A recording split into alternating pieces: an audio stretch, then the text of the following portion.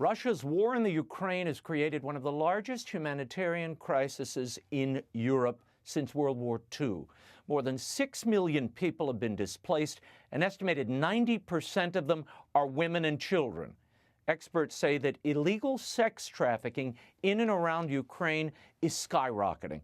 How can sex trafficking be combated in Ukraine and elsewhere? Joining me to discuss this and much more, a man who knows a lot about this, founder and president of Operation Underground Railroad, Tim Ballard. Tim, thanks for being with us. According to reports from the Ukrainian government, more than 250,000 children have been deported to Russian territories. How vulnerable are these children to human and sex trafficking? You were just there. They're extremely vulnerable. You know, anytime there's a crisis like this, whether it's a war, an earthquake, a hurricane, anytime there's chaos, that is harvest time for human traffickers. This is a $150 billion a year business. So it's not some peripheral thing that we can just dismiss. They love this. They feed off of this because you have displaced people. You have kids whose parents are dead or dying, and they just come in like the savior. Hey, come on, get in my car. I'll take you to France. I'll take you to Holland. I'll take you wherever. And they just can make millions of dollars over the years in selling these children and women into the sex markets. How do these traffickers target these children and the women? So oftentimes they will connect with locals who are already. See, Ukraine's a place where there's already quite a sex market that's existed for decades. You can go. Wow. I know this because our teams have been there. You can go anywhere in Latin America or Central America, all throughout the world, really, and you'll find Eastern European girls being sold. So there's these routes already exist, and so when the war broke out and there's more chaos, those routes are then activated. Other people join on, and so it's a lot of the local people who are already in that business. Now they are connecting and finding more people to then move and sell. Your organization, Operation Underground Railroad, has been working in Ukraine to extract women, and especially children, from these human and sex traffickers. How do you find these traffickers, Tim? And what happens to the victims once you remove them from harm? So, yeah, our work in Ukraine began shortly after the invasion. We partnered with an amazing group called Area Recovery Group and others, where we were actually working hand in hand with the government of Ukraine. They would give us, they gave us names of missing children, kids who might be vulnerable to human traffickers, kids who might just be in an orphanage where they're in a bombed out zone and no one knows what their fate might be. So our guys would go in, literally doing multiple operations in a week, going into, even while missiles are flying, going in and extracting these children. Sometimes we'd get there and they weren't there. So where did they go? And so we started to get more proactive, working with the police forces who work in anti-trafficking in Ukraine. And, we've extracted about 3,000 women and children already that we did identify and got them into safe houses, most in Western Ukraine, some in Poland and other places. And that mission continues. We've now kind of gone into phase 2, where we are building teams, working with the Ukrainian government and other governments as well, where we can kind of put on a full court press internationally. And when we are called upon by these governments, we have teams that speak Ukrainian and are trained in undercover operations, where we can now go in and infiltrate and find out where they're going. We might find kids in the Caribbean, women in Colombia, and that's the phase we're in right now, and already with some success. Tim, yeah, as you alluded to, this is an international problem, and I know you've been doing this for several years. Sex trafficking, breaking up these sex traffickers and their networks. Last week in Mexico, your organization took part in bringing down a man from the Netherlands. His name is Nelson Matman. Tell us who Matman is and how you learned about his whereabouts. I know you worked with a group from the Netherlands, Free a Girl Association, as well as Mexico City authorities. So Nelson Matman, he's especially dangerous kind of pedophile. People like him. He's open. He's a public figure, trying to be, and actually has established a political party that was actually shut down by the Netherlands, but still functioning in different ways, a political party that's trying to make sex with children legal. Also, sex with animals and dead people is a part of their platform. And there's quite a following. And so they were actually in 2020, he was arrested for crimes against children along with some of his kind of lieutenants, and they disappeared. So they were gone for a couple of years. No one really knew where they were. And while we were out in Eastern Europe, kind of putting together these teams that could assist governments when called upon, we got a lead from a very credible source saying we found him. And not only did we find him, and this particular person knew that we were building this team of Ukrainian speakers. He said, not only did we find him, he's in Mexico City, but he has alluded to, or there's some information that he is looking to or is involved in the sex trade, child exploitation, and may be interested or involved in even the Ukrainian sex trade. And so it was really providential. The timing was insane because it was just, we have this team ready to go. And so they then opened up some of these kind of underground networks, and we were able to track them working with Free a Girl and identify the location, provide that information to the Mexican authorities, and then working with them on June 6th, we were able to kind of, lure him out, following all the rules and laws of the Mexican authorities who ran the investigation, but they were able to kind of lure him out of his rat hole, and they were able to arrest him, and already are having great success. They found multiple, I think, 2 or 3 terabytes of potential child exploitation material. I want to talk about how you found that digital material. Operation Underground Railroad, you flew your own canine in to help search Mottman's apartment. How did, is it Hidu? Is that the name of your dog? Hidu's a national hero in Mexico. I've seen stories all over about him. So we've been working with canines for quite some time. We work with a group called Jordan Canine Detection up in Indianapolis, and we sponsor these dogs. And these dogs, just like bomb sniffing dogs or like drug sniffing dogs, these dogs can sniff out digital media. And this is where child pornographers often will put their, the images and these horrific crime scene, really, videos that they use for their enjoyment. Also, is sometimes the only lead that exists that a child might be in danger and where they might be. So these dogs, we've deployed multiple dogs, a couple dozen at least, throughout the United States to law enforcement agencies. Hidu's one of the dogs that we've also deployed and trained, but we kept him as our own so that we can deploy him when called upon internationally. He's the first dog that we know of that's actually gone international. And so the Mexicans asked if we could bring Hidu down. This guy was famous for and admitted that he hides his stuff. He'll hide a little micro SD card in a lampshade or in a carpet or somewhere where it's almost impossible for a human to detect. And there's a little kind of adhesive, like a glue substance in every microchip, and that's what the dog's trained to sniff on and detect. So Hidu goes into this place and he finds 3 or 4 hidden devices that allegedly do contain child exploitation material, and the Mexicans are now working on that forensic examination. But without Hidu, it wouldn't have been possible to find all of the evidence. Now, Tim, how does your organization work with other local authorities, other similar organizations, to share intelligence in order to apprehend somebody like Mottman? I mean, how dependent are you for reliable on-the-ground intelligence to apprehend these traffickers? So we have amazing intel folks who are former U.S. law enforcement, former Australian law enforcement, military. And so we're able to get a lot of open source information and connect the dots. Where we're kind of experts in is we have relationships. So this case goes from Ukraine to the Netherlands, to Budapest, to Mexico, and we're talking to everybody. And so we can help coordinate and make sure governments have the information they need and they're communicating. We don't have authority. We don't have arrest authority or prosecution authority. Right. But we provide intel, information, and we build bridges between governments so that they're talking fluidly and they're able to respond. And then we have resources that some governments may not have, like a canine detection dog, or a grant to cover whatever cost might be needed, like a translator, for example, who speaks Russian and Dutch, that was needed immediately, and we were able to supply that. Tim, according to the Department of State, it is estimated that there are approximately 25 million human trafficking and sex trafficking victims worldwide at any given time.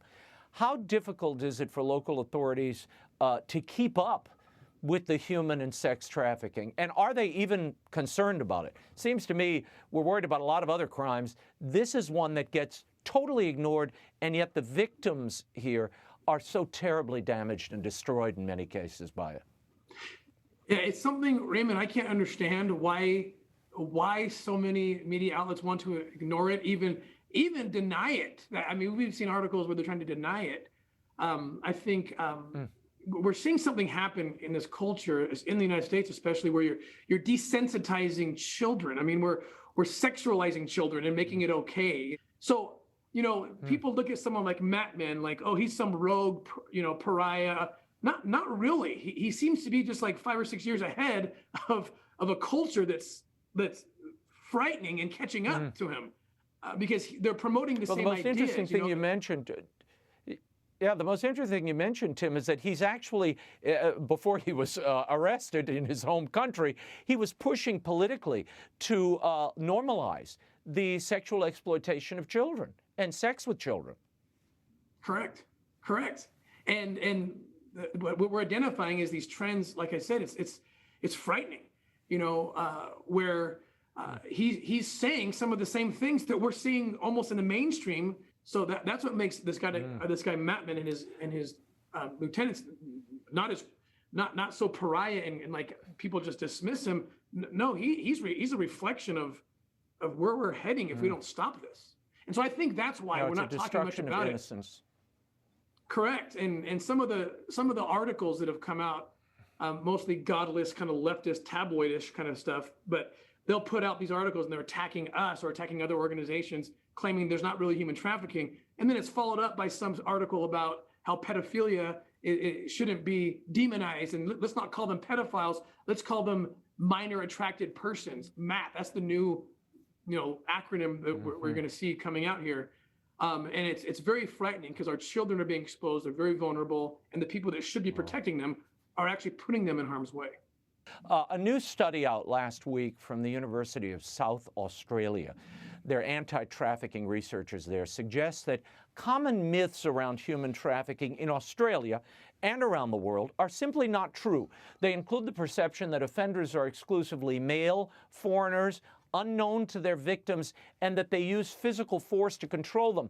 The study found that, quote, of 25 people, 25, convicted of human trafficking in Australia in 2021, 14 were men, 11 were women.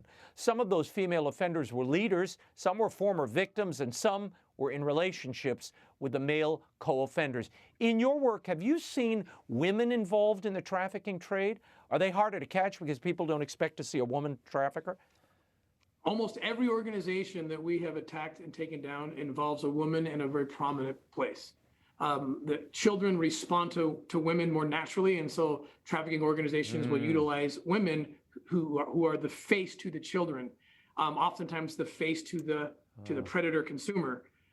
And so, yeah, the ones that are closer to the kids almost always, sometimes we call them groomers. You know, they will take the kids, get them ready for the party, the sex party, lure them in, recruit them. So absolutely, women are very much a part of the human trafficking. Insidious. The study also claimed that the myth that trafficking is rooted in foreign cultures and international travel is perpetuated through American films and popular culture. However, a report published by the UN Office on Drugs and Crime in 2020 found that 74% of convicted traffickers were citizens of the country where the offenses took place. Does that square with your experience, Tim? Yeah, absolutely. Absolutely. Most of the human trafficking rings that exploit children, they are centralized, they're localized. Most of the clients truly are from that country. Now, that said, I'll tell you that the United States, we are generally the highest consumer of child exploitation material, child rape videos. And so oftentimes governments will ask our operators to go undercover pretending to be sex tourists because we are, unfortunately, this is the face that oftentimes the Western face is what foreign traffickers love to service. One of the most important things is that people want to see it like the movie Taken, where it's some cold rip, cold kidnap. And that does happen, but the vast majority of the time it doesn't look like that. It's a lure. It looks normal in some ways. It looks like the victim they've been trained and groomed to look like they want it, that look like they're willfully doing it, when in fact, just because you don't see the chains are in fact there. And so that's an important piece if we're going to combat this, to understand what it looks like. Tim, just this week, 2 people were indicted in a U.S. interstate sex trafficking ring that spanned Nevada to Mississippi and ran from April to June of 2020. Do you find that most people don't think about sex trafficking as something that happens in their own backyard, particularly in some of the states I just mentioned? Oh, absolutely, and that's the problem. Everyone, they want to say, "Oh, that's in a faraway place. That's in some backwater city or country." Right. When in fact, I just helped produce a documentary called "It's Happening Right Here." We're just putting it out. It's all about just how this works. Trafficking, like we say, has different faces in different places, but it is happening everywhere. And even in affluent areas, affluent neighborhoods, where this is a very common thing, where a 13, 14-year-old girl is in a relationship. She allows sex videos to be made, and then her boyfriend breaks up with her, and then he's got her. He uses this footage and says, "Look, I got your entire church congregation. I got your pastor's email. I got your grandma's email. I'm going to show this video, these naked pictures or videos of you, unless you continue to service me and my friends." And I mean, this is happening all the time in affluent areas and in places you wouldn't expect. It's trafficking. I mean, it is in every way trafficking, and it leads to suicide, and it leads to just horrific things. According to reports, the topic of human and sex trafficking was not addressed at last week's Summit of the Americas, which was hosted by the United States, many Latin and South American countries partaking, in Los Angeles. Now, given the scores of migrants that are crossing the southern border each day, should the Biden administration have addressed that issue at the summit, and why didn't they? Oh, absolutely. I mean, how do you not? Again, this is a $150 billion a year business. The United States, according to the State Department, is in the top 3 for destination countries for human trafficking, precisely because, at least one reason, is we are one of the highest consumers of child exploitation material. This should be the #1 thing on the agenda. It's hurting children. It's transnational. It is something that should have been the first topic of discussion, and somehow it is not.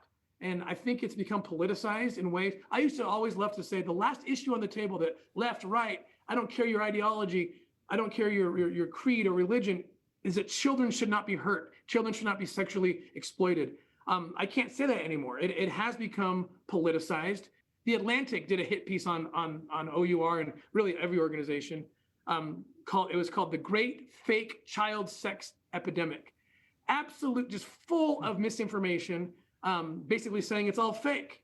Wow. No, I can tell you from being down at the border, talking to border agents, embedding with border agents along that border, they will tell you the number of people that are human trafficked, that they're distracted processing migrants that the coyotes are moving, while upriver they're human trafficking and weapons trafficking under the gaze of the United States, and nothing is done about it. It's outrageous. And we talk about human dignity. If we truly cared about the human dignity of those migrants, we'd make sure that border was safe and therefore not so porous.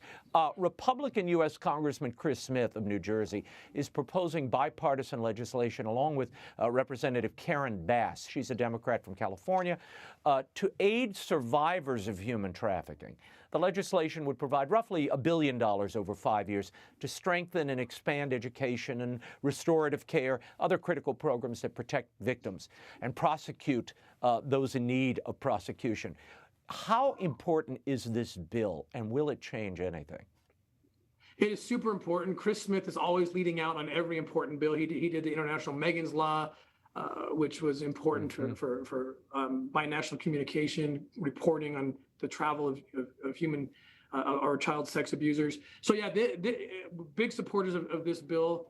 The aftercare side is the piece that probably is the most important piece.